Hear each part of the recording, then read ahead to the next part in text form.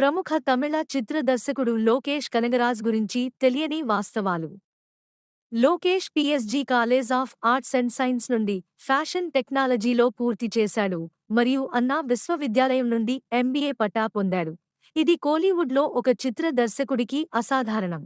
Corporate short film పోటీలో పాల్గొనడంతో అతని చిత్ర నిర్మాణ ప్రయాణం ప్రారంభమైంది.